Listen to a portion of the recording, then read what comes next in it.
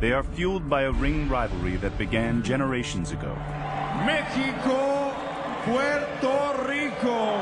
A passion that pumps through their hearts. Once again for a world title. And July 26th, their blood will be added to the pantheon of their country's boxing greats. In the middle of the Caribbean Sea, Puerto Rico's newest boxing icon, Miguel Cotto, prepares for his latest challenge. In Cotto, it feels like you're watching a dispassionate boxing machine. It's like a Terminator. Cotto looking for the kill. Knockout. 26 knockouts in his 32 wins. The undefeated Cotto has taken on all comers on his way to the welterweight crown. But now, a new nemesis has arisen from another historic boxing hotbed.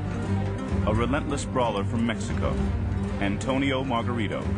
There's not a whole lot of polish with Margarito. His nickname is the Tijuana Tornado, and that's how he fights. He's a whirlwind. Once a 15-year-old who bravely fought men twice his age, now this Mexican warrior has grown into a major force in the welterweight division. What you say is, Floyd Mayweather Jr. turned down $8 million to fight this guy, and that piques people's interest. This is the story of one of 2008's most anticipated fights. The story of one of the sport's best, looking to stake his claim as the premier boxer on the planet. Cotto is on the verge of becoming the kind of superstar that the general public recognizes. But it's also the tale of a fighter who's worked long and hard for a chance to shine in the brightest of spotlights. This is the opportunity that he's wanted. A big-time fight with a big-time champion in a big-time arena. Well, guess what? He's got it. This is the countdown to Cotto Margarito.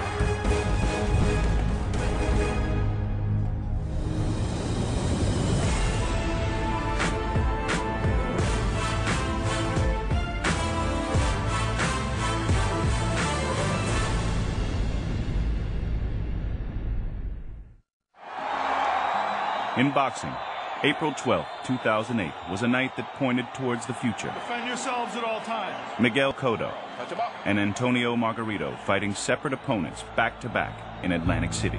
What's the old kind of theory in boxing? If you want to make a fight bigger, you put the two potential combatants in on the same card against opponents who are there to make them look good. In a rematch of a 2005 bout, Margarito knocked out Kermit Cintron in 6 rounds. Tremendous left-hand shot to the body. Both guys delivered, man, and they delivered big time. Miguel Cotto doesn't just beat you, he beats you up. Next up was Cotto, who stopped Alfonso Gomez in 5 lopsided rounds. And they looked absolutely sensational, and it just set the stage for their matchup in July. It's a matchup that's about far more than welterweight supremacy. Cotto Margarito also represents another chapter in the saga of 2 passionate boxing hotbeds with a shared and storied past. Puerto Rican fight fans are very proud because from this tiny little island, you have some fantastic fighters throughout history. Carlos Ortiz, Wilfredo Gomez, Wilfred Benitez, Felix Trinidad.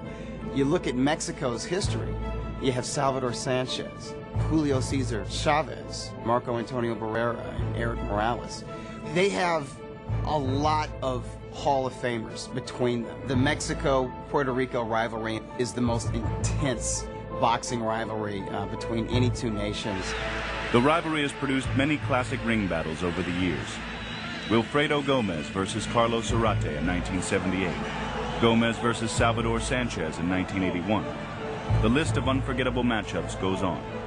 It's a long tradition that Mexicans and Puerto Ricans fight some of the greatest fights because of the mentality and the warrior concept of those 2 countries. They not only represent themselves as athletes, they also carry a whole country behind them.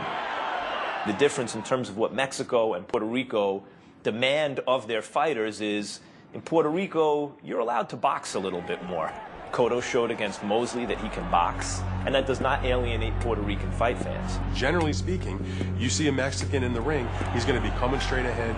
He wants to throw a lot of punches, mix it up. If you were going to put a photograph of the prototypical Mexican fighter in a magazine, there might very well be a photograph of Antonio Margarito. Cotto Margarito has got all the ingredients to make a classic Mexico versus Puerto Rican rival fight. Every Mexican fighter knows that he's following in the footsteps of so many others who preceded him. Every great Puerto Rican fighter knows that he's competing now against the legacy of all the great Puerto Rican fighters who have preceded him. And now, Cotto has a chance to become the greatest Puerto Rican fighter of them all.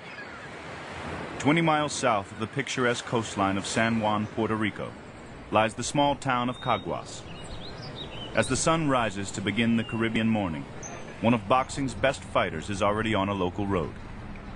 Miguel Cotto's plan as he prepares for this fight is simple: train hard, fight hard. Cotto is undefeated and a two-time world champion.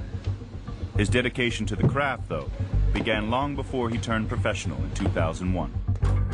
Cotto was a great amateur. He was a 2000 Olympian. He has been brought up expertly. He has progressed incredibly fast from the time he turned professional to the time he was fighting serious fighters. He has a visible determination and a compelling style of fighting that dyed-in-the-wool boxing fans deeply appreciate.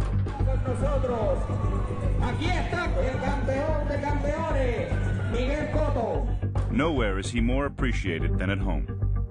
Following victories in 2007 over Zab Judah and Shane Mosley, his hero status has grown tremendously over the past year. But for all his own success in the ring, Cotto has still found it difficult to escape the shadow of the beloved legend who preceded him.